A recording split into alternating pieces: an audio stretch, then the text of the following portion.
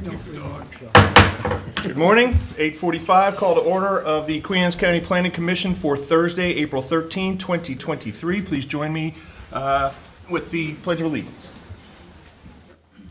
I pledge allegiance to the flag of the United States of America and to the republic for which it stands, one nation, under God, indivisible, with liberty and justice for all.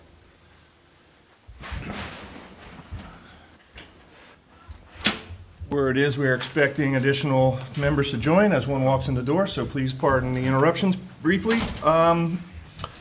We have any meeting minutes to review and approve? Looking for a motion. Motion to approve. Motion to approve and a second. Any discussion? Comments? All in favor? Aye. Any opposed? All minutes are approved as read for the January 12 meeting. It's been that long.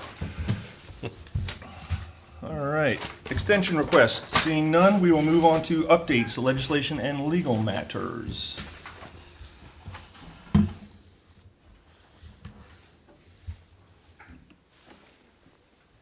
Good morning. So we have a few updates this morning. As you all have reviewed the armored storage project, it's been a few months now. The commissioner sent a favorable recommendation to the Critical Area Commission. We received a notice 2 days ago that they're going to process that project as a refinement, which is what the county requested. So there's no date as in time as to when it's going to be reviewed at a meeting through the Critical Area Commission at this time. But as it moves forward, we'll keep you guys updated. In the end, that project would come back to you as the final site plan review. So also the resiliency planning that the county worked on in 2019, that work group is going to be reconvening.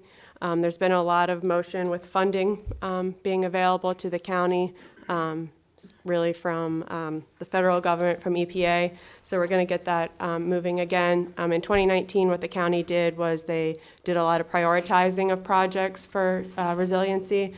And then the second part of that was really funding and financing. So that's really where we're going to move forward with that. Also, another project we're going to be working on is sustainable communities. I don't know if any of you are aware of what that designation is, but it allows, if you are designated as a sustainable community, you can apply for specific grants and allow you to kind of, more grants are opened up to you for rehabilitation of your properties. It's usually a lot of in commercial areas.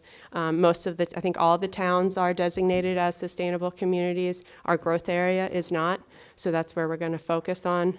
We haven't really designated which part of the growth area we're going to start in, but it's a recommendation of the comp plan, so we're going to move forward with that with the economic development hand in hand. So, Stephanie, excuse me, when you say all communities are sustainable or designated as such, are those, when you say all communities, you mean the municipalities? towns, The yes, towns? yeah, the towns, sorry. Got it. Yep. And then another update, obviously we went through the General Assembly, that kind of, there were some bills passed. I'm going to cover one. Rob's going to cover another, and then if Chris comes back, he'll probably cover the solar, I imagine. But for forest conservation, there was a big update to the forest conservation, and you guys will be seeing that eventually through project review. The reforestation requirements are basically increased. The intent of forest conservation was a no net loss, and that's the intent of it now. But with the update of this bill, it's basically to increase forest area in the state. Within the PFA, if someone was to remove an acre of forest, they're going to have to replant back basically at a quarter of an acre. Let me make sure I'm saying that right. Half an acre, sorry. And then outside of the PFA, it's a 1-to-1. So if you remove basically 3 acres of trees, you're going to have to replant back 3 acres of trees. There are other means of mitigation, forest banking, but that's probably one of the biggest updates for that. And I think, Rob, if you want to cover the one. Sure. Good morning. My name is Rob Tracy. I'm a senior planner with the Department of Planning and Zoning.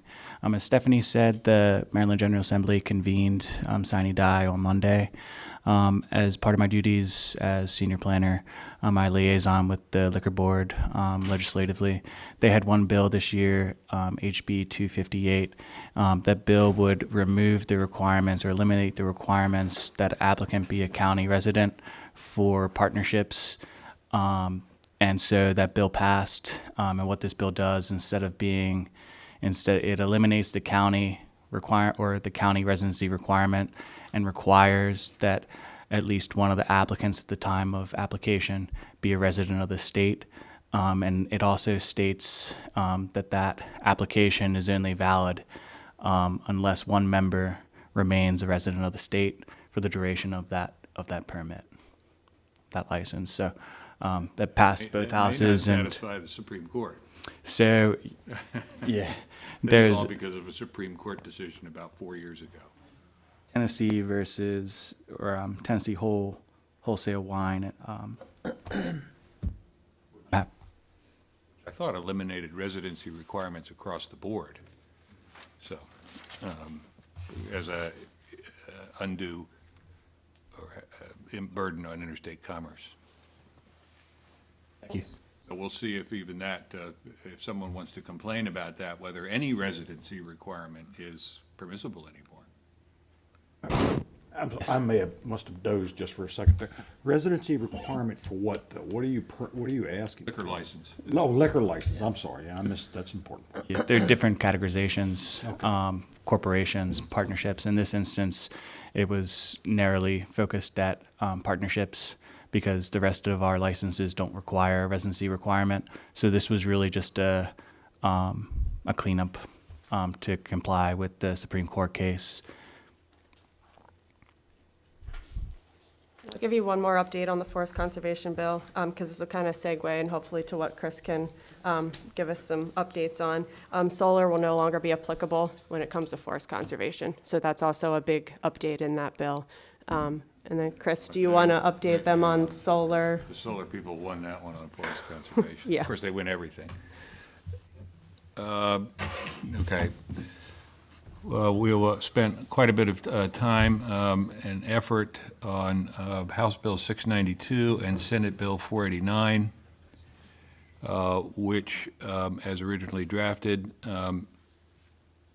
would, I guess you would say, give counties and towns the legal authority to review and what they originally said, process applications for site plans, building permits, and so on for solar projects that do not comply with the local zoning code, or that are not in a district where a solar project is permitted, or where a solar project requires special exception approval or conditional use approval, and the applicant has not sought it or received it.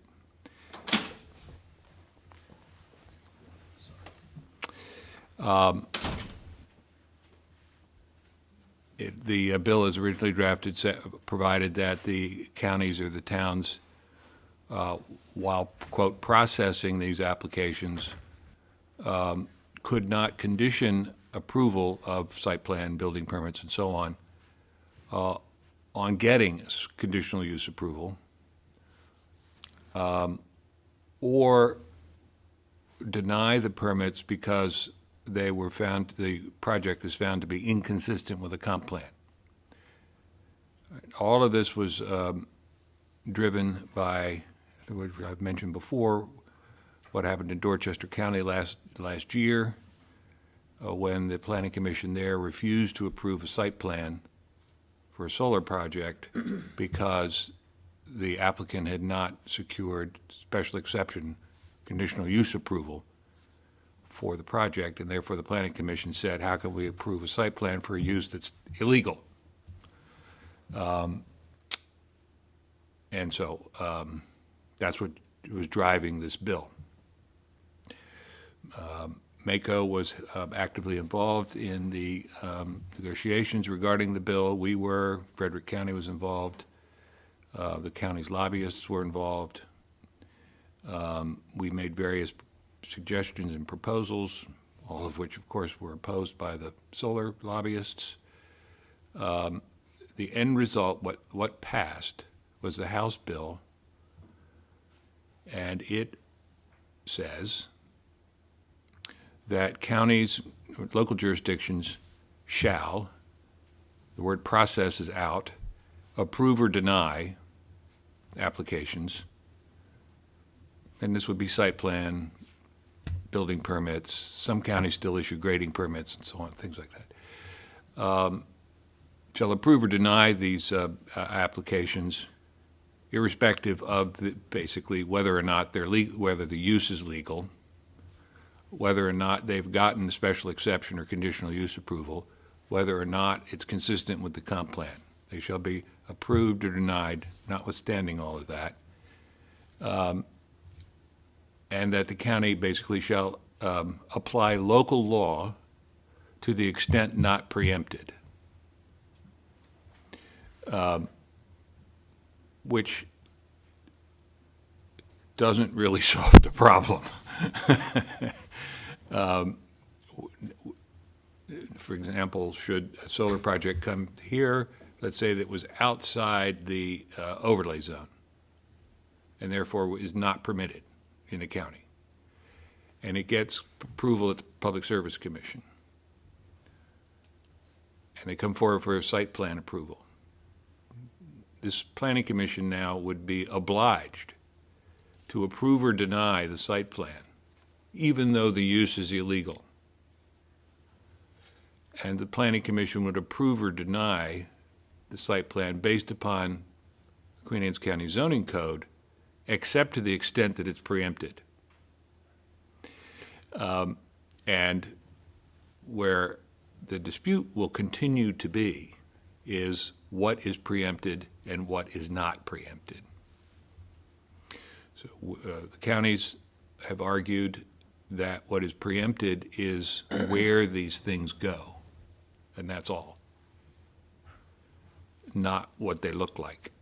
That is all the bulk standards, the landscaping, the buffering, the setbacks, and so on. The solar interests have been relative and coyly silent about the breadth of preemption, but when push comes to shove, they take the position that everything's preempted. So it is unlikely that the issue has been resolved completely. Some county, it could be this county, is going to say no to a site plan because it doesn't meet let's say they don't, the landscaping is insufficient. And the applicant says, well, we don't want to spend those millions of dollars on plants. And push will come to shove. So we'll see. Is there any chance of asking for an Attorney General's opinion on that? Say it again, please. Any chance of asking for an Attorney General's opinion on that portion? I wouldn't ask the Attorney General for an opinion on that because I think we know what it would be. Like the answer. Yeah, no, you don't. Oh, that's good. That's true. No, it's going to end up, some county is going to say no to something, and the solar people will say, well, that's preempted, and the county's going to say, no, it's not, and off we go. To be continued. Likely. Now, I will say, in all the conversations and the debates, there were various conference calls, Zoom calls. Amy was involved in some, I was involved in some. On some of them, the solar lobbyists were on the same call with us with Senator Brooks, who was sponsoring the Senate version. As I said, they were very coy about the breadth of preemption. But everybody was touting the Queen Anne's County model as one that was reasonable. And so we argued, well, let's make that statewide. Yeah, they didn't want that. That's a non-starter. Well, it's good that we're getting attention for that reason. That's right. Seeing as we've spent considerable time investing in discussing and deliberating about that very subject over many years. Thank you for your counsel on that. End of report? Good. Miscellaneous staff items you all covered in that? Yep. Excellent, thank you. That brings us to our citizen-sponsored text amendment applications. Ms. Jones is the point for the text amendment county number 23-02 for Jamal's Kent Narrows LLC, represented by Mr. Stevens. Ms. Jones, you have the floor.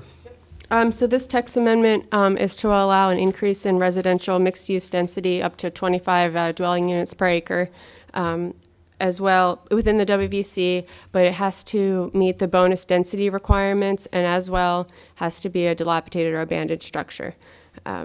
You will recall seeing this, a similar version of this amendment last year, but one other point, this is different from last year's, is the fact that they are pointing out that the commercial and retail sales cannot exceed 5% of the gross floor area. So that's one of the big differences from last year, and so is the fact that they're not requesting to add residential to the purpose statement. So those are two of the big points that are different from the amendment from last year, which you would have, probably when you were reading this, you probably thought, I think we already did this. So just so you know the points that there's a difference. But the bonus density provisions, those come before you at time of site plan review.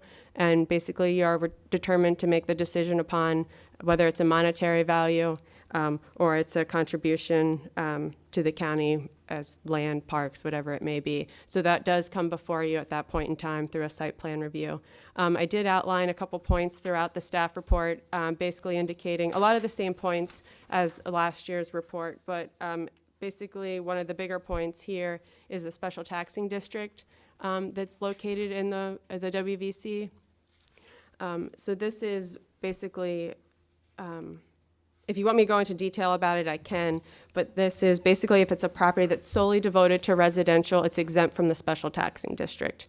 Otherwise, it is taxed for that use. Also, I addressed the limited sewer capacity, which you all have been obviously aware of since the comp plan update.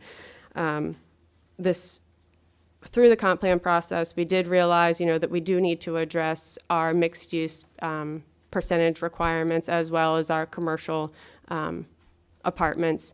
But this is something probably that needs to be looked at holistically throughout the entire county, the percentages and the way that mixed use is being looked at. So this is something that would just be specific to the WVC at this point in time. So staff feels that this is something that obviously we will look at with the update of the code, and it'd be better done in a more holistic manner with the update of the code itself.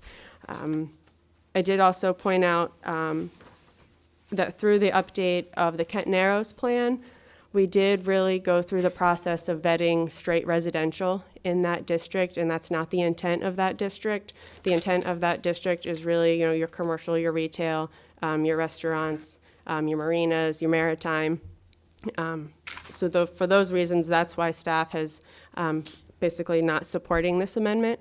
But if you have questions in specific regards to those points that I outlined in the staff report, let me know. I can answer them. But really, if you have questions, the applicant will be able to answer them.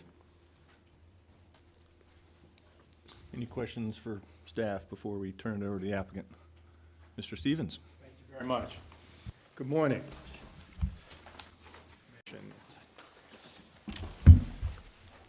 Paul Milstein. Good morning, Paul Milstein, Douglas Development. Good morning, Drew Turner, also with Douglas Development. We're here again. And I think to piggyback on what Stephanie had said, we did come before you for an amendment to allow for up to 25 units per acre under a mixed-use provision last June, and you made a favorable recommendation for that. We initially, when we were sending some drafts past staff, had essentially changed the mixed-use section and removed it pretty much altogether except for the definition was a suggestion. Staff had indicated just what Stephanie said, that they were working on it and it needed to be looked at maybe a little more holistically. We thought that was going to be done, the amendments to the zoning was going to be fairly quick. It's not. There's going to be a very long process. So Douglas, in their efforts to continue to try to redevelop this property, said, well, let's do an amendment. Let's do it with a kind of a scalpel, and let's do it with what we think we can build. So the bottom, I guess, to go back in history a little bit, Douglas has had 2 concept plans approved on this at great expense. I mean, architectural plans, conceptual stormwater, conceptual landscaping, amenity plans, one in 2010 and one in 2019. Both those plans had in the high 300s for the number of commercial apartments, but they were above first floor retail. Paul and Drew can speak to it in more detail, but when they were moving forward and seeing if they could actually build those plans, they couldn't. And it goes to the retail, the amount of retail, and whether or not they can lease it, and whether or not that makes sense in this day and age. So they, as they did last year, they indicated to you all that we'd like to be able to build primarily residential on the larger piece, and put all the commercial on our piece that's right across the street. It's still considered a unified development under the code. And the percentage that they can do is the percentage that we had asked for in the code amendment. Right now, the provisions in the code under mixed use have these percentages. And if you built apartment building without any commercial on the first floor, your percentage is 50%. So you have to have 50% commercial to 50% residential. So if you have 100,000 of residential, you got to have 100,000 of commercial. That's what the code is. I think the Ken Narrows Foundation and anybody who has property, they will tell you that whole provision is very confusing. I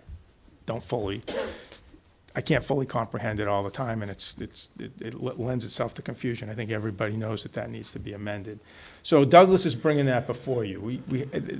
We haven't changed what they want to do. They want to do the commercial on the smaller piece, the residential on the larger piece, maybe a little bit of commercial can be included in that. It's a unified development, so with that, that's where the amendment has come from. We kept the provisions in about it only applying to dilapidated and abandoned type of properties and structures. This has fallen in disrepair over the years. The outlets haven't worked there for a long, long time. To kind of keep it more focused, so it wasn't too broad, but the Ken Narrows Foundation, when we went to review that with them last month, they looked at it and they said, well, we all have this problem, and we think it should apply to everybody. So that's the recommendation they sent over to you all.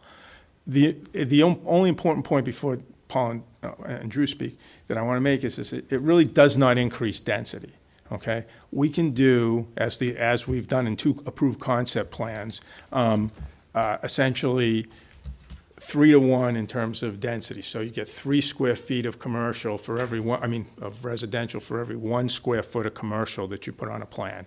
So if they did they did about 117,000 shown in commercial in their 2019 concept plan that you all approved. And so that generated about 390 apartments. Under this provision, if you were to approve it and the commissioners approve it and we come back to you with a concept plan, it would only allow 325 apartments at 25 units per acre. They got about 13 acres. So it doesn't really increase the amount that's provided or that's permitted on the site. Just to give you just a sense, I'd like to show you. It's not a real plan or anything, but so for you all. This is the concept plan that was approved. And I'm not trying to, point to it or anything, but just you can see that most of the residential was here anyway. The difference is it had first floor commercial on the larger piece. This whole smaller lot, almost 2 acres, was solely dedicated to commercial under the last piece. If we're successful in getting this amendment passed, you're going to see a plan similar to this. That's what it's been. It's just not going to have the commercial on all of the first floors underneath on the larger piece. Now, there may be some commercial on that piece, but it won't be all. And I'm going to let them speak to it, how the market's changed and what they're trying to do, and then I'll answer questions that you have. Sharon, you're saying on the larger piece, you're calling them commercial apartments even though they're on the first floor because there's commercial on a separate lot? No. What the amendment does is it allows you to do a mixed use where you just do straight residential density, and it's a mixed use, and you don't. You don't call them commercial apartments? Right. It wouldn't be. It'd be a regular apartment. It'd be a regular apartment under a mixed use density. Okay. Okay, all right, thanks, Joe. So, good morning again, Paul Milstein with Douglas Development. So I'm here again, and for me, this is a continuation of where we were, I believe it was in June. and I'm not in the day-to-day details as Drew is, and he'll speak, and Joe, but we're before you with basically the same project. We were 25 units per acre on the left side. We were going to do the entire eastern side of Piney Narrows as commercial.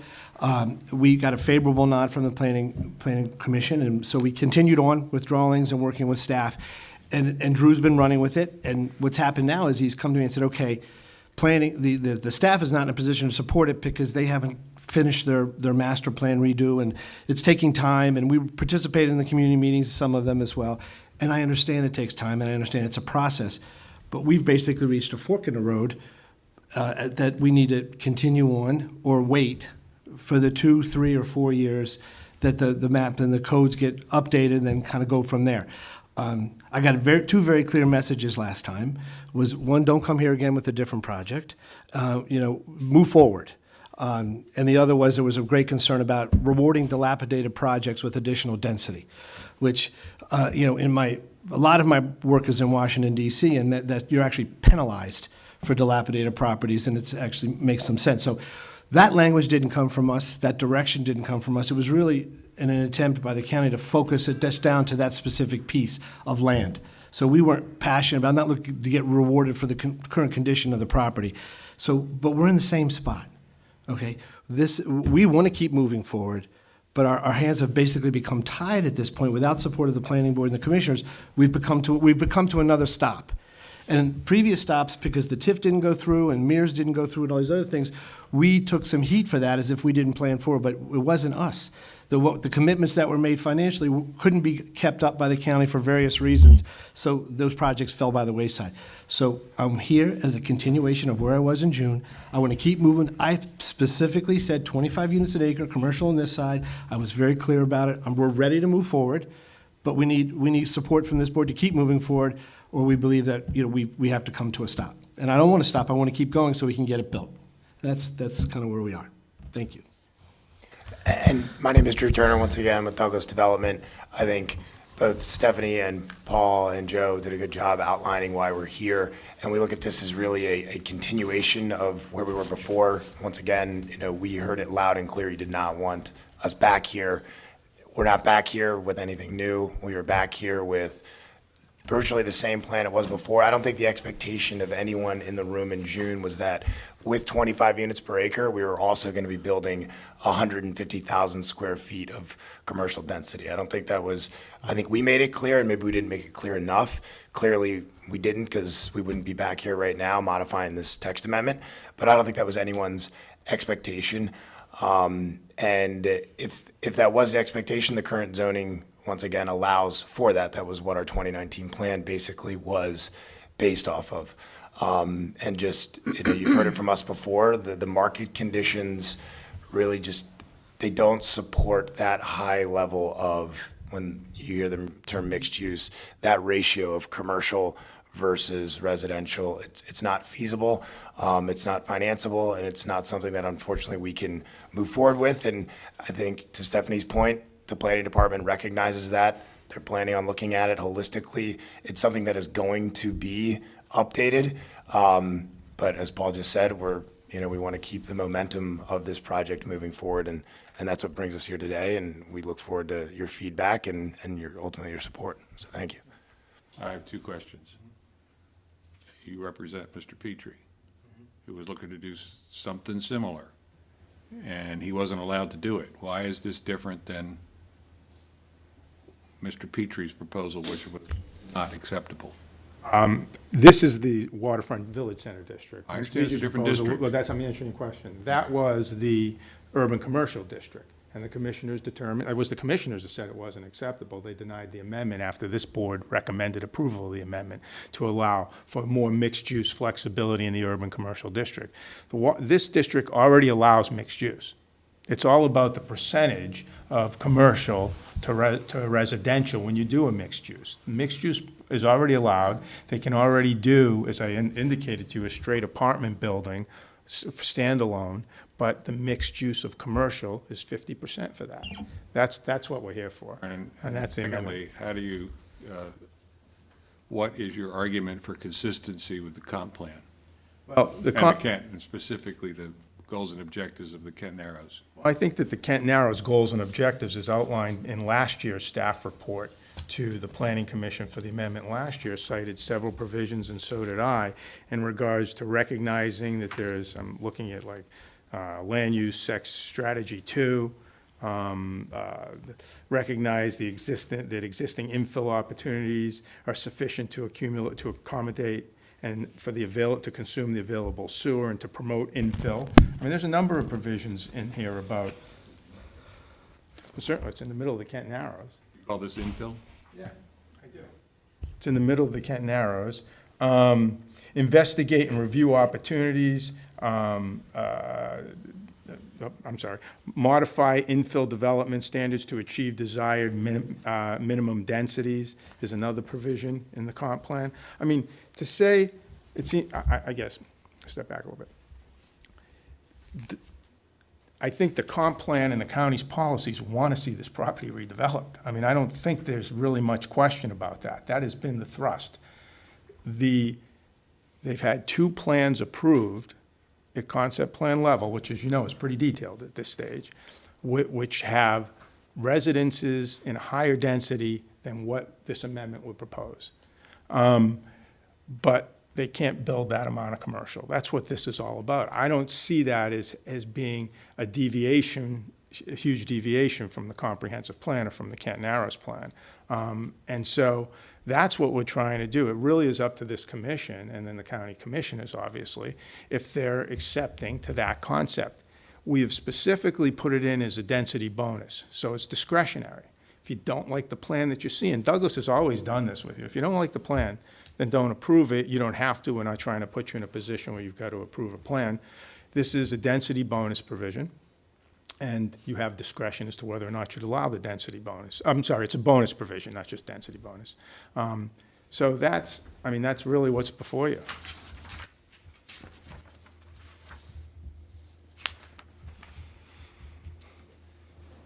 You say you can't build that much commercial, right? Why? So I would say physically, we could build it. Obviously, it's construction. And you've been approved. Right. So it's not that we're not comfortable with it.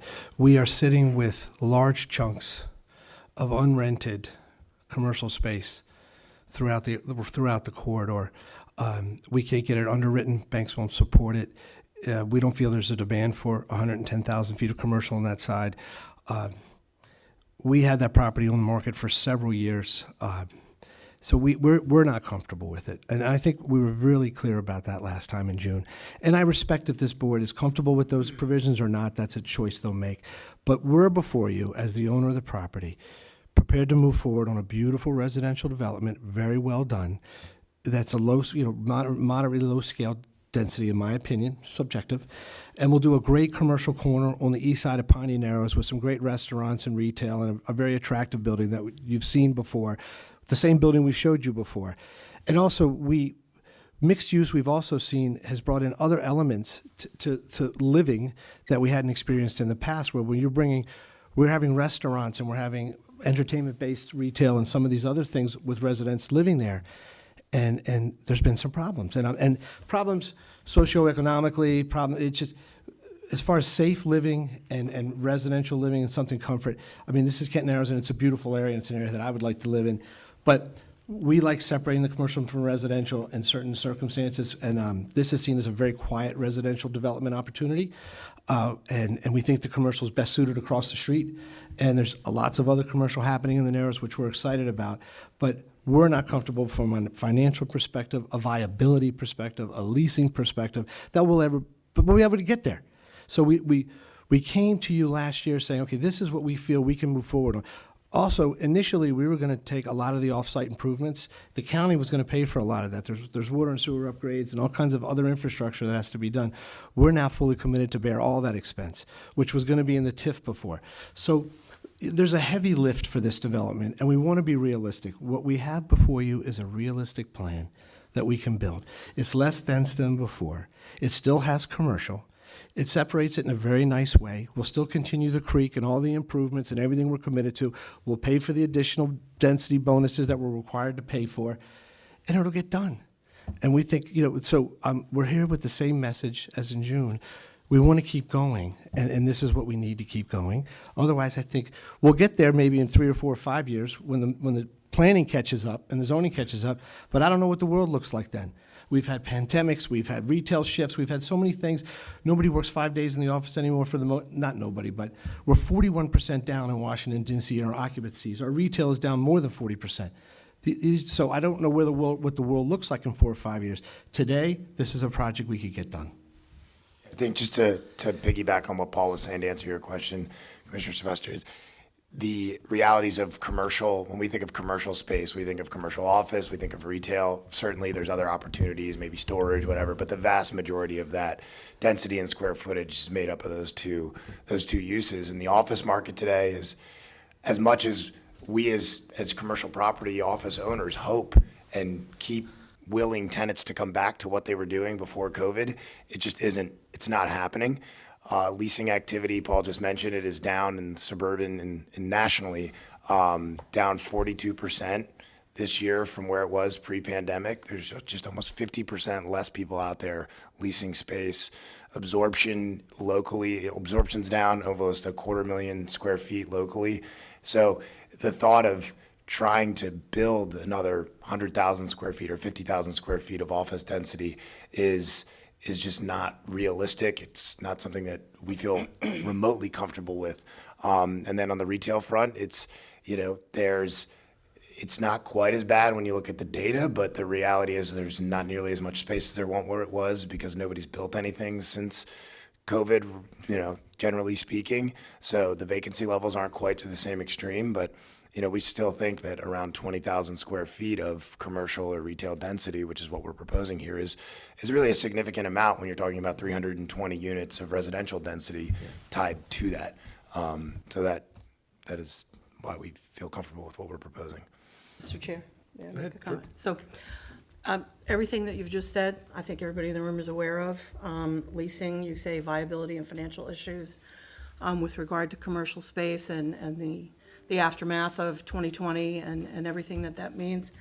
And I know that our people that have come before us for other projects that we have put this burden on are living that right now and are more than aware of that.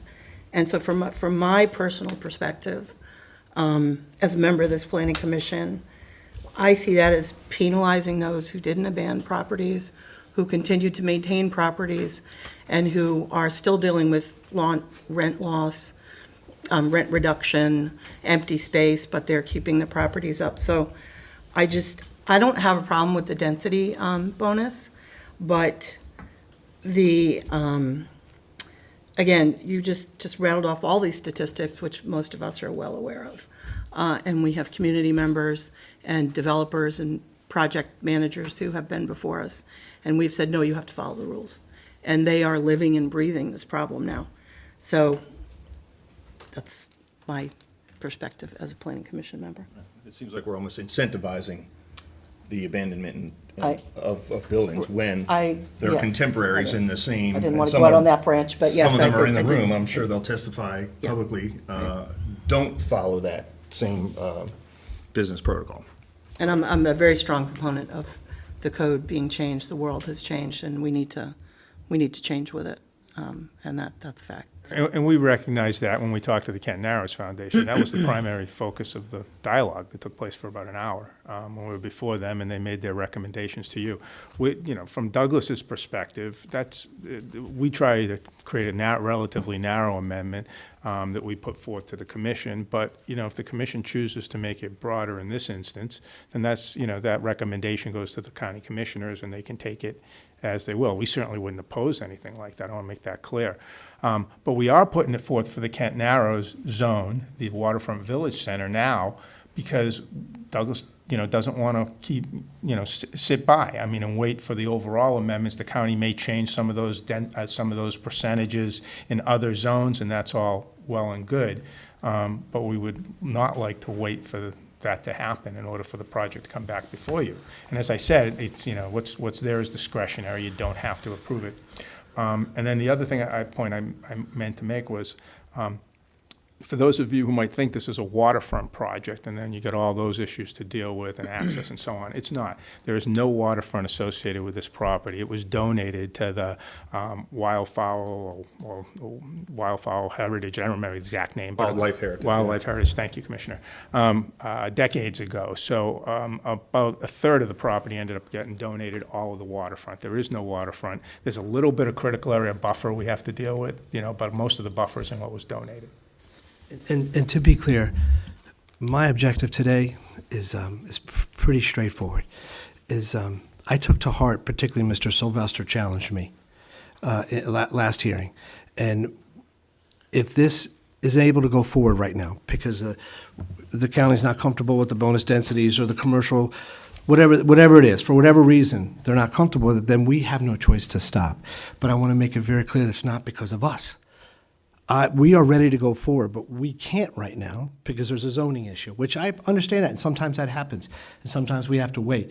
So, but I don't want to get yelled at again for presenting a project and not going forward, because that happened to me last time, and it wasn't comfortable, and I haven't gotten over it. It's just a sting. So I'm like, all right, because Drew said, Paul, we're at a point where we can't move forward.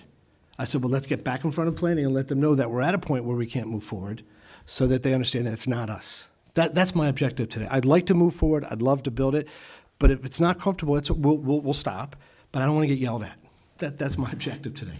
All due respect, sir, you've come before us several times and said that very similar tone, is that we're ready, we just need the green light. And you have two concept plans, 10 and 19. Those are pretty old, and you were ready to move forward then. 19 out. And things have gotten more complicated, things have gotten changed. We talked about recession, we talked about commercial space, we talked about pandemic and gas prices and the skies falling and climate change. Why is now any different from those previous times that you've been in to say similar things? What I said in June of last hearing, I believe was in June? It was June. We're in the same position. You gave us the nod. We didn't change the project. We were clear with planning staff of our density requirements requests. I said it, and you can look at the record. I'm with the same project. We got the nod, we kept moving forward, and the next step is this. But if the zoning had caught up, the zoning wasn't in place. So either the zoning catches up or we need a text amendment. I haven't changed anything. It's the same plan. And if you look at the 2019 plan, with some of the commercial, it's very similar to what we're in front of you today. Approximately 300 units and 20,000 feet of commercial. It's a great development. So I'm in the same position I was last June. The zoning's not there. This is my vehicle to keep it moving. It's real simple in my mind. I think you're making a mistake by blaming the county. I'm not blaming the county. Yes, you did. You said it several times, that you're ready to move forward, but we're in the way, essentially. Well, the zoning's not in place to move That's a forward. mistake. No, but why, is that a mistake? I'm a really simple guy.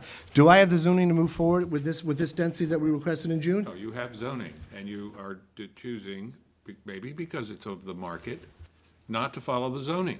I was clear with that in June. All right, but just so we're all clear, they've moved forward with the underlying zoning and got two concept plans approved. And in their view, and they're the ones who put the money on the table and sign the loans and do all that kind of stuff, those won't work, and we've told you why. It's fine, we Wait, let understand me that, just but finish, that's let me not just the finish. county's problem. I understand. Okay, that. that's all. Well, it's a bit of I think it's a bit of a joint problem if the county wants to see this redeveloped and they're comfortable with letting a project with less commercial potentially move forward in the form of a bonus provision, which is discretionary. That's the question. If they're not, then I think what Paul's saying, and maybe, a little less eloquently than I might say it, is that if they're not, they're going to sit back, okay? They're not going to come back with the plan with We did that. 50% commercial, because it won't work. That's all he's saying, and I said it last time I was here. And- So we all are aware that we have an affordable housing issue, not only here in the county, it's nationwide.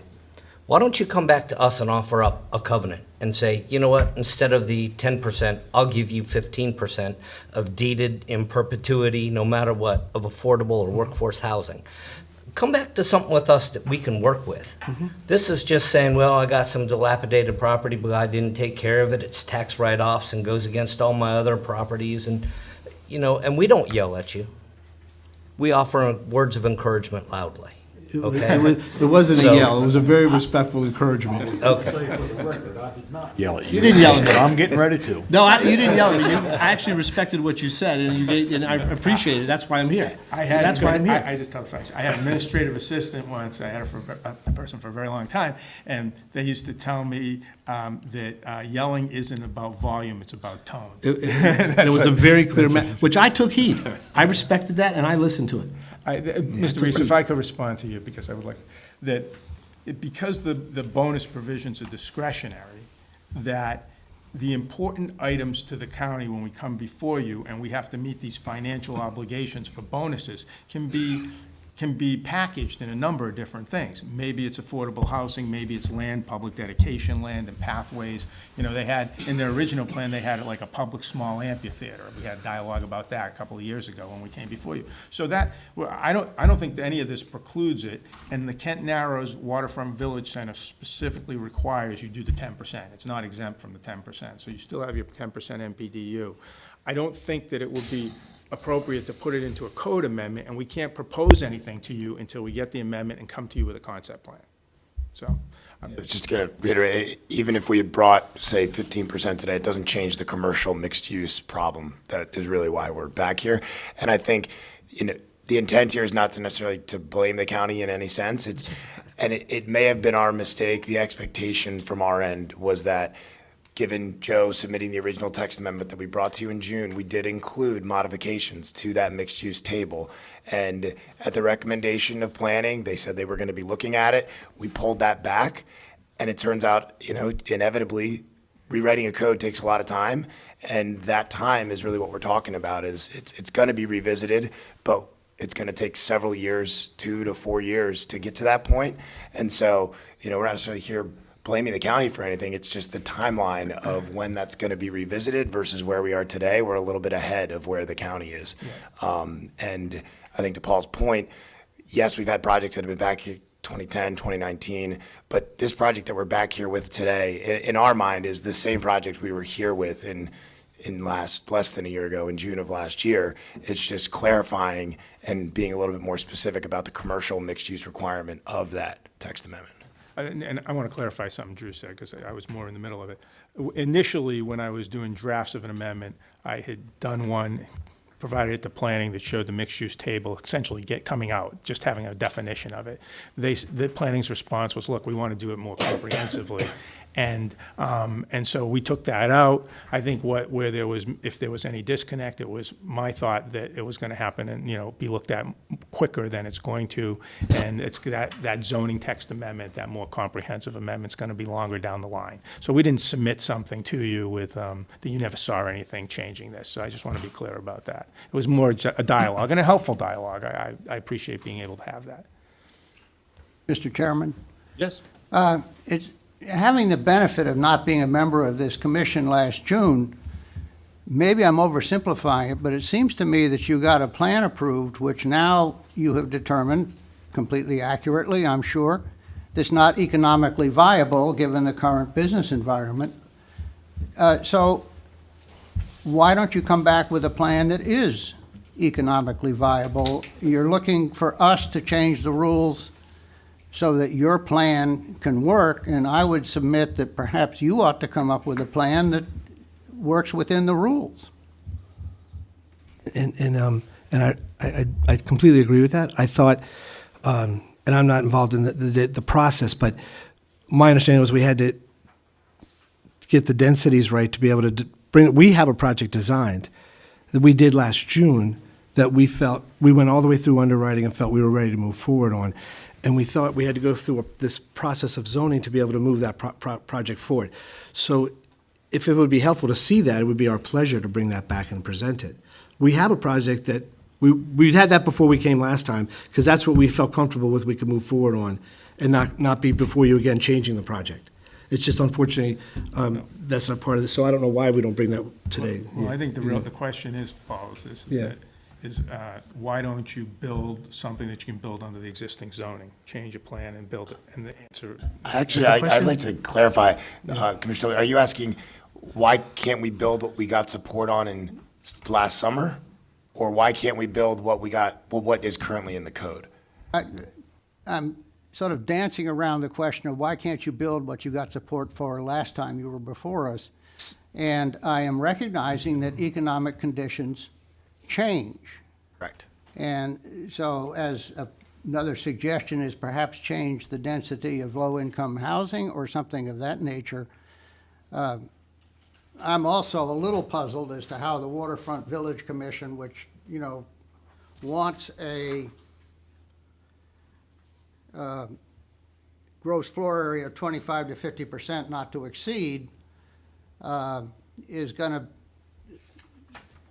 react to our changing those guidelines, if we even can. So I think to answer the first question is the text amendment that we had support of from this commission in June of last year referenced the mixed use provisions within the code. So we got support for 25 units per acre, but then that drives you to it within a mixed use development. You go to the mixed use provision within the code. That's where the 50% trigger happens. And in retrospect, you know, where we sit today, we should have hit that head on back in June, because a project that allows 25 units per acre but also has a requirement to have 50% commercial is not a project we can move forward with. And so we're here today trying to clarify and amend what we conceptually had presented and received support on last year. It's a 50% square footage to square footage, so you take the total square footage of residential, and you have to have, you know, so it's an even match. And I think you guys understand that well. I think my disconnect is within my team. I wanted to come last time we came and put a project in front of you that we could build. And I thought we had done that, but there was this clarity on the density tables hadn't been resolved, which I know that we had talked about submitting those at the same time, because I'd rather just put it all on the table. I'm very straightforward. So we are prepared to build that project that we brought forward last time in June. And I understand that we have to have some form of relief to do that, and that's why we're here today. And so the planning commission understands as well. I mean, we haven't presented a concept plan to you. You all know that under this project. We just talked about it in general terms, and they've done internal design, but a text amendment is never the appropriate place to come up and show you a plan and start talking about the plan, or at least the planning commission hasn't done that in the past. As a practical matter, you're here because you think that if you get this text amendment, you can move forward with the project more quickly than if you wait for the more comprehensive approach, which is changing the code, which you think is going to take a couple, 3 years. But as a practical matter, Joe, isn't the elephant in the room sewer allocation? Well, Aren't you going to be 3, 4, 5 years minimum anyway because of that issue? well, I know the county's going through its re-rating process right now. 300,000 I gallons. understand that. Well, that would be, you know, enough for several of these types of projects. Right, and you these think densities. the county, and you're thinking that the commissioners sitting as a sanitary commission in the next year or two will give up more than 10% of that re-rating for one project? Well, I I think. mean, my point is, isn't the timing, practically speaking, going to be years anyway? A couple of points. One is that maybe, perhaps, but Douglas would be in a position to have a concept plan approved and be sitting there and waiting for allocation when it becomes available. And I've told Douglas That's this. what's going on.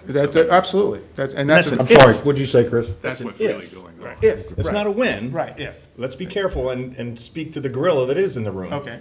If the concept plan's approved, they would be in a position to be in line for allocation when that becomes available. But that was my if, Mr. Stevens. I'm sorry. The if was the sewage capacity piece. It's going to become available, Commissioner. The question is how are the commissioners going to dole it out? What types of policies will they have to dole it out?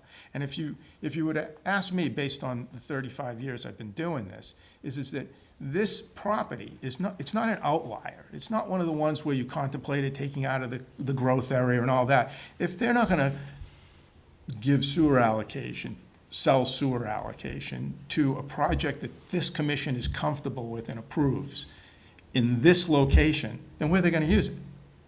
I mean, I think, and I've told it, and they own this, they own the property, there's outlets there, they have some sewer allocation now, and this client in particular is probably the one I've told the most, is that, look, if anybody's gonna get a sewer for a large-scale project in Queen Anne's County, it's gonna be this area. The Kent Narrows is one of the most important areas that there is. It's catalyst. This property's gonna be catalyst when we finally all come together and we have a project that's approvable.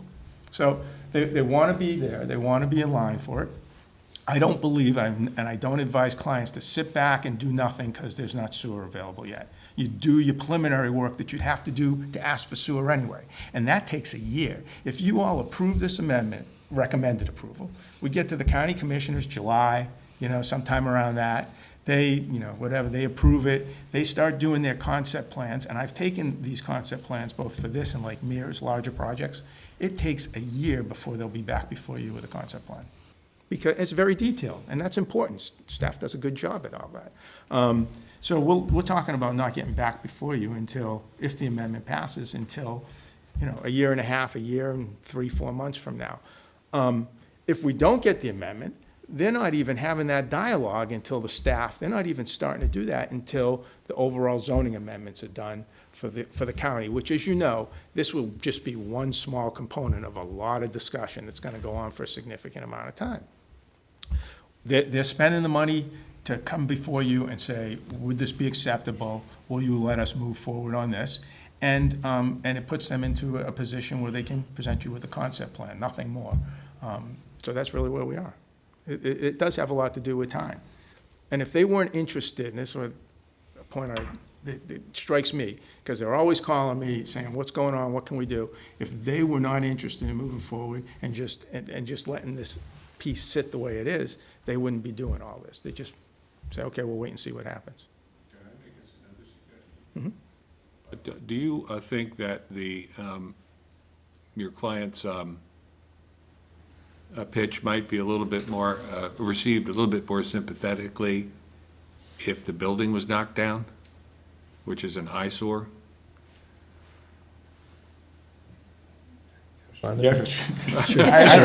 Sure. So, and if my pitch seems unsympathetic or I apologize. I'm just very straightforward, and it's been a long time for all of us. So that's why I Right, asked. I appreciate that. question. So I would say we wouldn't do that, because in the event we don't get approved or we don't get sewer allocations, which then our option most likely would be at that point to tear it down and then look at something with the land, or clean up the property and just go back to what it was before, basically, and try to do our best job in leasing it, and wouldn't develop it. But we wouldn't want to take that off the table until it was a foregone conclusion. So we still hold hope. Yeah. As you know also, Mr. Drummond, is with the setbacks, and we still do have some buffer matters, even though it's not even on our property. Well, you can leave all the asphalt, that won't, You gotta talk to critical areas about that.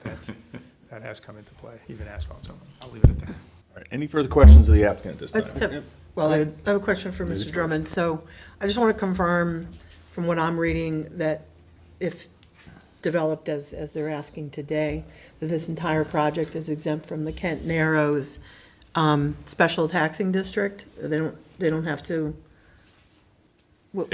I'm not following the question. So if this project moved forward, the text amendment moved forward, the project's built, that the project will be exempt from the special taxing district They're asking at the Kent Narrows? I'm not sure. So Okay. I can answer it. Okay. So they have two parcels, one on each side of the road there. If one of the parcels is straight residential, it will not be subject to the special taxing district. So if it is straight residential on the larger piece, which is basically what I think they've proposed, then that would be the case. Okay. I would like to, if I could respond to that. The provision that exempts properties from the Kent Narrows District says property used solely for residential purposes. The provision in the Waterfront Village Center allows you to use two non-contiguous parcels to treat as a unified development. Clearly, one piece of this unified development is commercial.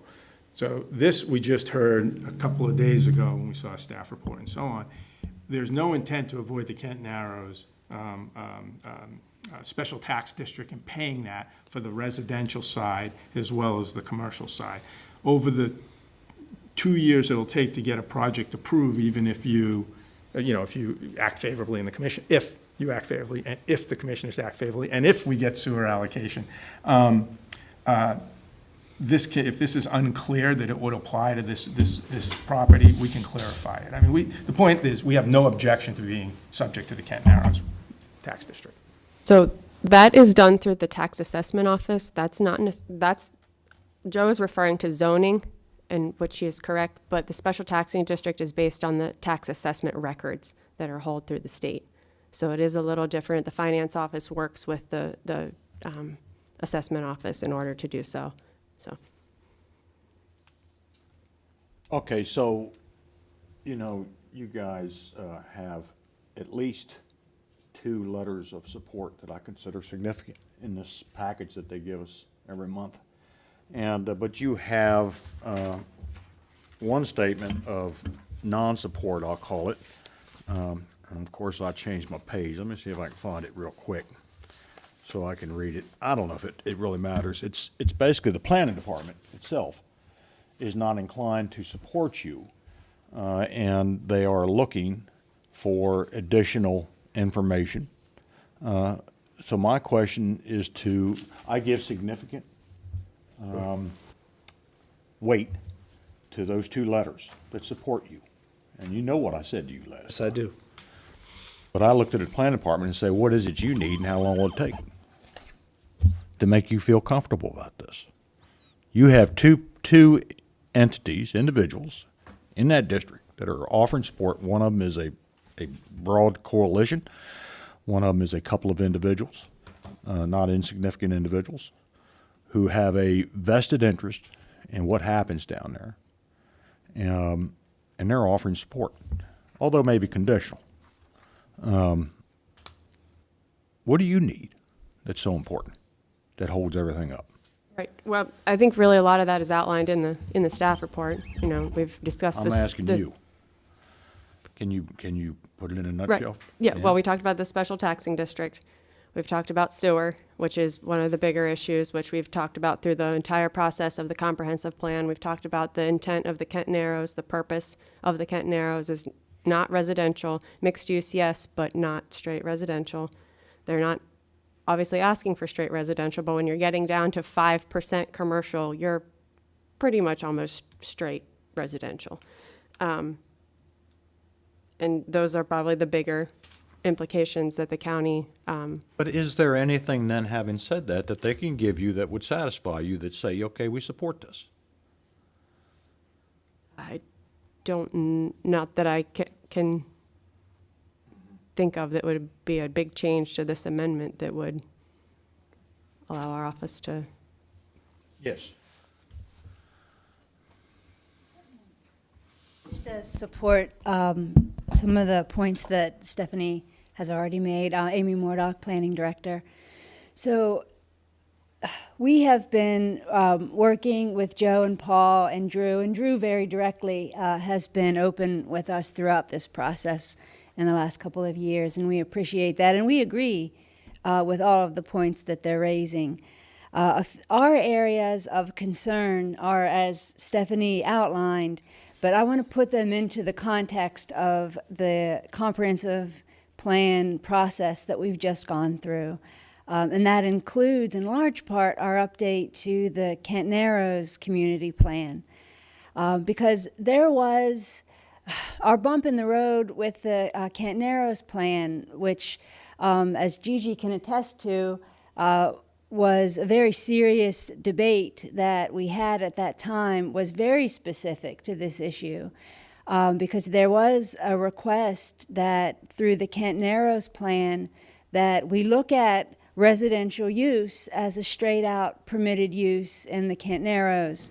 The problem with that, and the problem with folding and making that a huge change in the comp plan, is specific to the WVC and how that WVC is connected to the finance article of the county code. So the finance article of the code is legally bound to that zoning district and to the purpose of that district as a commercial zoning district, with commercial apartments as outlined in those mixed-use provisions. But that special tax is meant to buttress and support the Kent Narrows Development Foundation and the promotion of the Kent Narrows as a commercial hub, as an economic engine. So to essentially change that purpose to allow for a 95% residential use, and to start chipping away at the taxable parcels in that district is going to take a comprehensive review of the economics in the county in general, but with a specific and a different focus within the Narrows because of this taxing district. And that's really why, and we understand that it needs to be done.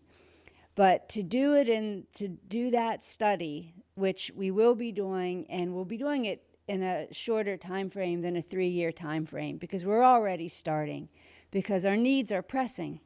Our needs are pressing to look at how that mixed use is really holding back the economic development that we need and that we're supporting. But we also are needing to look at the mixed use in light of our water and sewer issue, our sewer issue especially. So it's a top priority. We're going to be working on it right away, and really starting with how mixed use is working. And that was a priority in the comp plan. And that was a key strategy that runs throughout the comprehensive plan, is to update our zoning districts. We combined our community plans for this reason. Is, look, we need to streamline.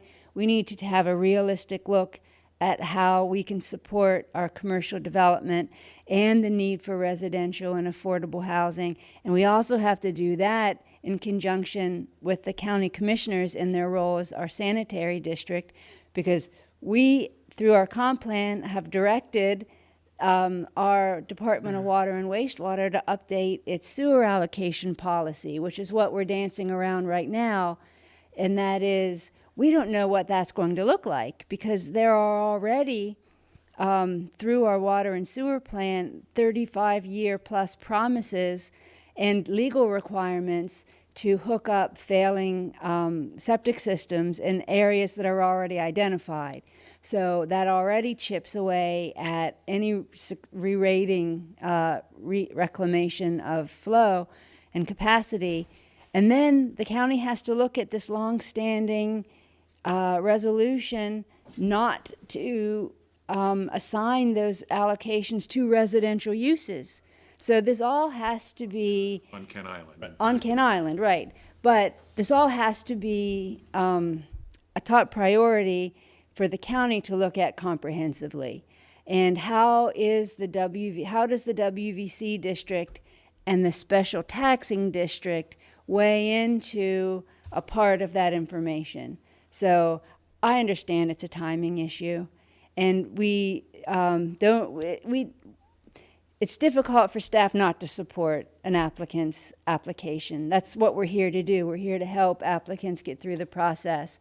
And we were very upfront with Drew and said, look, we're not going to be able to support you on this one and help you to carry this across any finish line, because we need to look at this comprehensively. This was a very serious point of debate with the Kent Narrows Development Foundation. And for staff to support this text amendment now, and quite frankly, is disrespectful to the dialogue that we had with the Kent Narrows. And I know through their strategic planning exercises that they intend to do, obviously they're going to come back with a more reasonable model, and the commissioners are probably going to have to look at that finance article as relates to that special taxing district. We just did not want to do it in isolation with one text amendment. But we understand that they're in a catch-22. How much WVC is there in the county? It's all the Kent Narrows. Well, that's it. Yes. Yes. You recognize, because they make good points about the economy has changed with regards to commercial real estate And I would venture to guess residential is about to happen too because of interest rates. Well, isn't it relevant to note that in the last, well, it's in the last 6 or 7 years, certainly clearly before COVID, they began, there has been millions of dollars invested on one piece of property in the Kent Narrows because someone found a use, a commercial use that makes sense. And we all can see it because it's very tall and very big. So to say that no commercial use may be made economically of property in the Kent Narrows, as has been indicated, maybe they just haven't thought sufficiently about what would work in the Kent Narrows. Maybe office space and maybe retail won't work, but somebody found something that will work and spent millions of dollars building it. So let's, Somebody had waterfront access. Every site's different. Every site's different. And I was here in 2010 after 2 years. To think that we haven't thought about this in every creative way possible is really unrealistic. We do this for a living. I've been doing this a long time. We are some of the most creative developers I've ever thought. We think outside the box. So, you know, we don't. I don't know that 2 or 3 more years is going to make me think of something more creative, other than the world changes and maybe there's some news, like something that comes to fruition. But we've been with this property a long time, and we do have properties all over the country. So this is a plan that is a good plan. It's the residential is desired, the density is needed. It's still 25,000 feet of commercial on a beautiful corner that should be commercial. The residential's tucked in. It's realistic.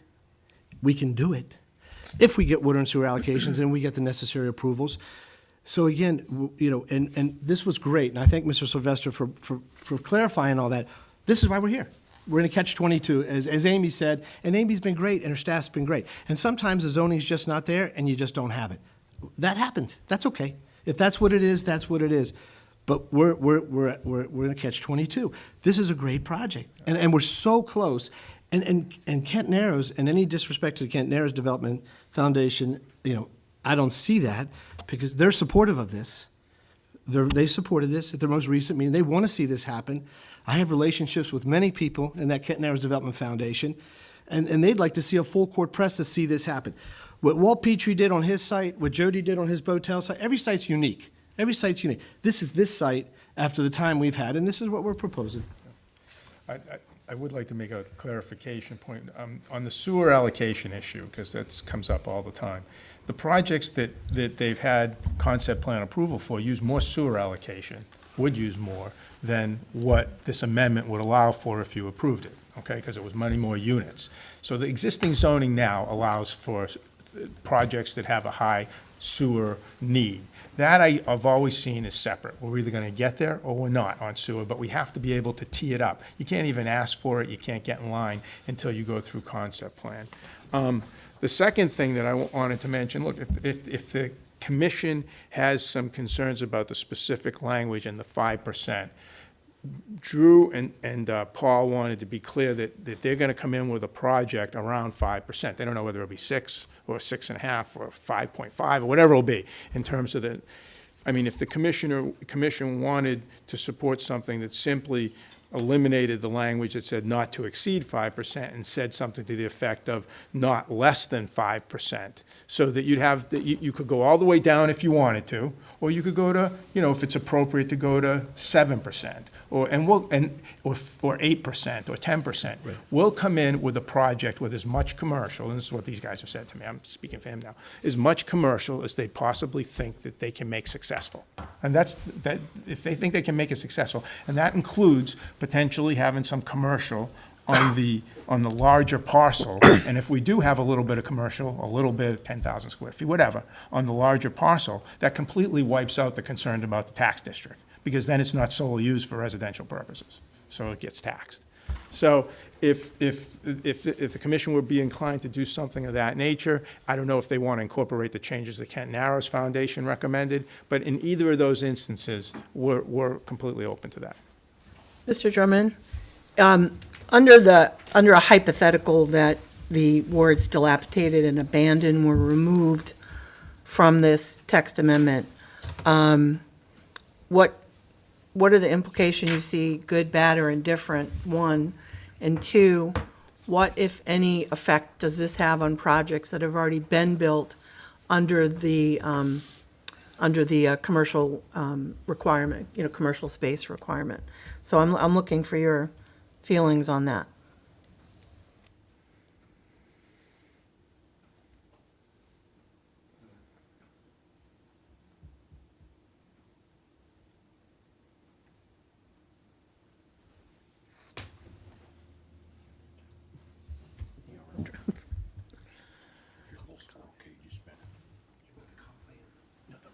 Well, it would expand if I correctly understand what the Kent Narrows Development Foundation has proposed, it would expand the opportunity for this density bonus to all the properties in the Kent Narrows.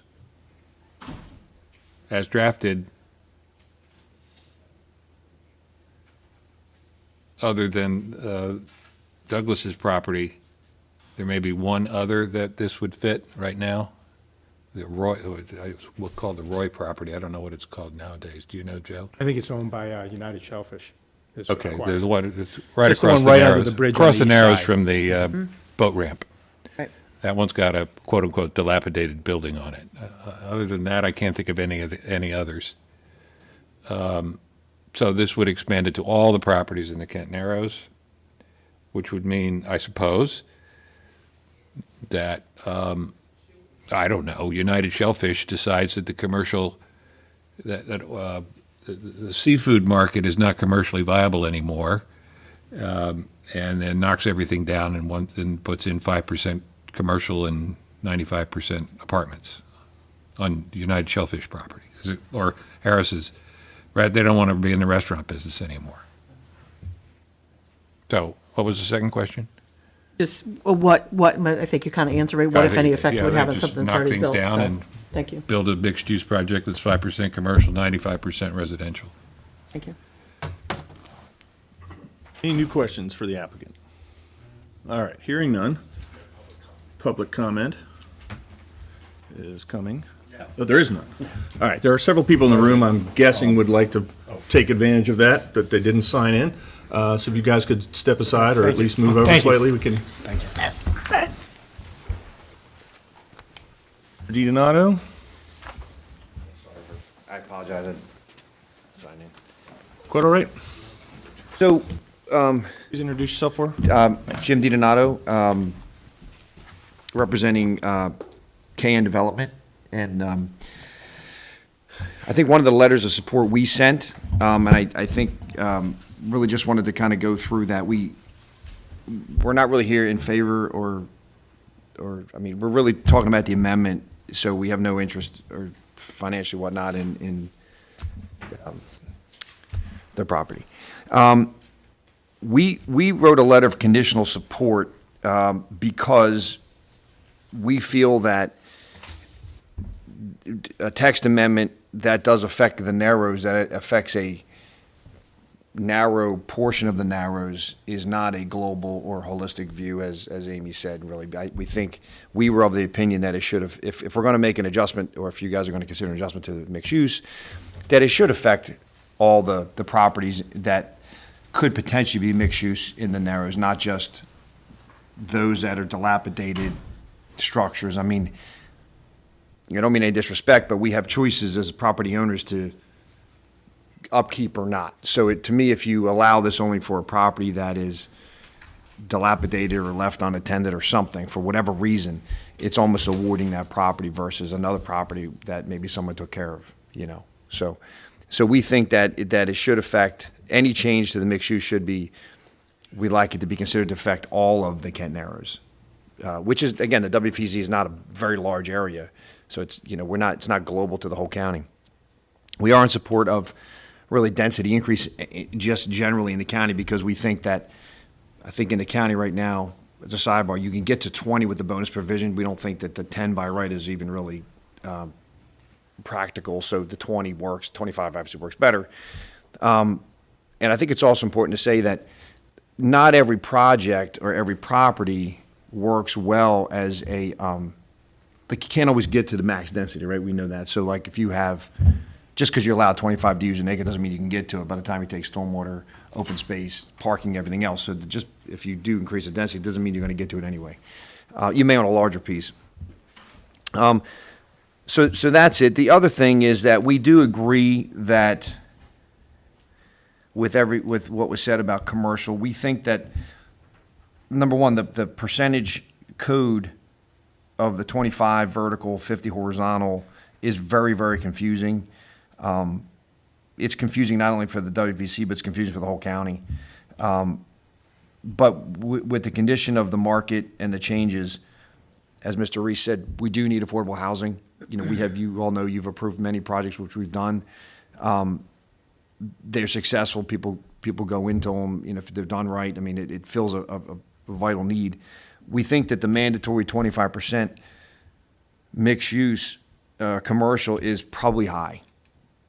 You know, maybe 5% is too low. I don't know. You know, maybe it needs to be 10, or maybe it needs to be variable. Maybe you have the opinion to make it variable, to say, hey, look, we have the ability as a planning commission to reduce that percentage down if a project is presented to you that is that you like, right? So again, it because every property is different, it doesn't always work. It's not one size does not fit all on every property. You know, you've got visibility issues for commercial. You've got access issues. You know, then not every property has access, so it's not going to be attractive. One of the things that we're seeing now with the mandate, I think a good example is the building that was built on Nesbitt Road. It's completely vacant, right? We're really struggling now to fill, you know, being a more, you know, local developer, you know, not having properties all over the state or all over the country. We think we have a pretty good handle. It's getting very difficult to attract retail users. It's almost impossible to attract office users. I mean, there's just, that has seemed to evaporate. Now, it may come back, but I doubt it ever comes back to what it was. But forcing more commercial really requires us to lower the rates, and then you get into what we call a rent war. And you're starting to see that. You're starting to see tenants move from one location to another. There's a few developers that love to poach tenants. We don't. Sometimes they move. But you start poaching tenants and moving around, and nobody really wins. What happens is you just end up dropping the rates, you know, the rental rates down, and then you end up with a that's just not good really for anybody. So just my opinion. I think if you're going to consider this or any other amendment to the narrows, I think it needs to not be so narrow. It should be for every mixed-use project. And like I said, we agree that the percentage should be reduced of commercial. And the terms dilapidated and abandoned should be eliminated from this code over. So, thank you. Thank you. Anyone else? Gigi?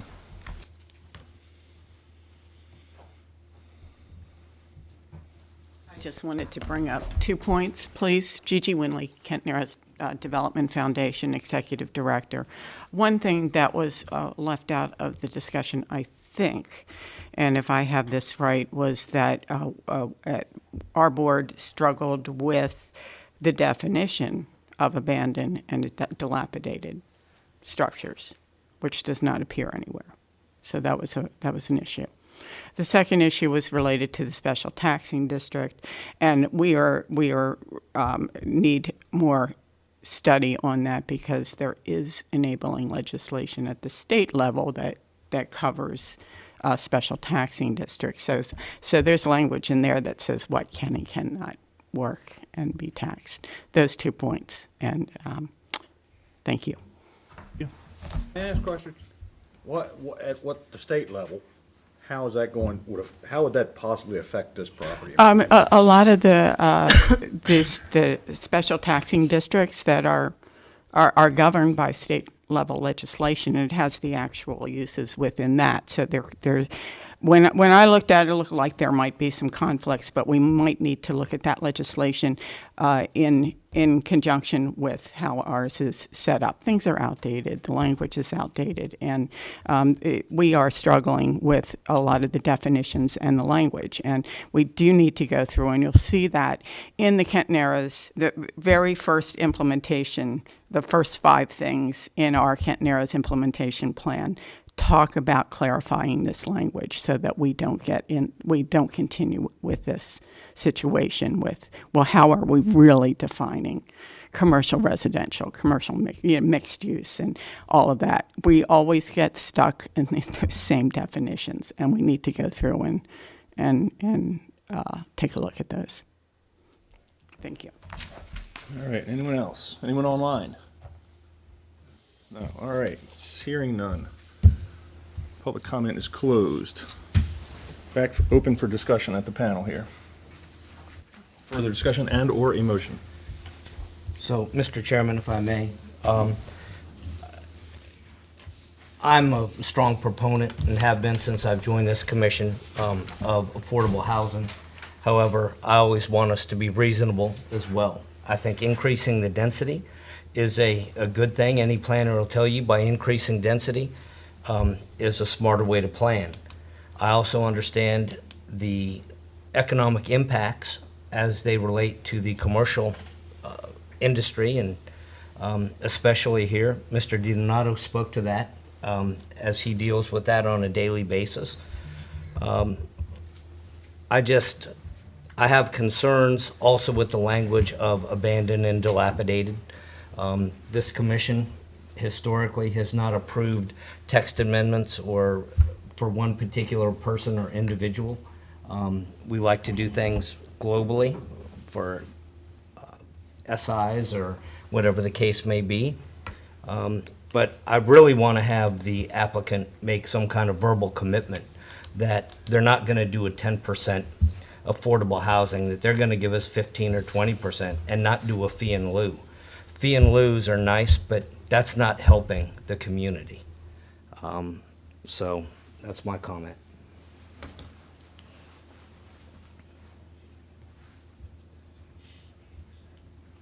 I have a motion, if I may. Okay, be it resolved that the Planning Commission make a favorable recommendation to the County Commissioners regarding TACO number 23-02, Jamal's Kent Narrows LLC, care of Joseph Stevens, 18-1-26, Waterfront Village Center District, bonus density provisions for mixed-use residential density in the Waterfront Village Center to allow for maximum mixed-use residential density of up to 25 dwellings per acre for redevelopment of all mixed-use properties in the Waterfront Village Center by meeting the existing bonus density standards and with retail, commercial/service uses to be at least 5% gross floor area.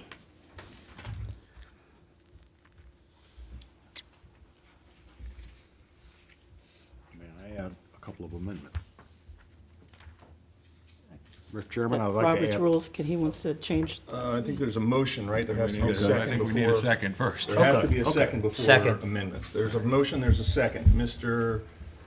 Sylvester, if you'd like to add an amendment. I would like to add, well, I was going to say two, but now you got me worried about the second one.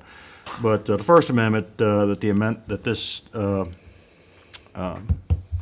what are we working on here? This thing we're working on, Text amendment. thank you, text amendment, should affect it should state that it affects all WVC properties. I think that's a good. I did put that in there. Oh, did you? I said, I put missed it, that. And did you all add- properties, all mixed-use properties in the Waterfront Village Center. And what about defining dilapidated and antiquated? Well, we're gonna strike that. We're gonna strike that? That goes out, so it doesn't apply to dilapidated or All right. Then I'm abandoned structures. fine. I missed I you. changed it to redevelopment, all mixed-use properties in the WVC. Okay, all right, So, all right, good deal. and then also changed to be at least 5%. Yep. Is that okay? It's- Okay. Anything you say. So essentially no amendments. Essentially, no amendments, well, I'm just talking to myself. We have a motion, we have a second. Any other discussion? All those in favor of that motion and second, say aye. Aye. Can I see hands so that Sharon can get all those opposed? Opposed? Mary, motion carries. Thank you.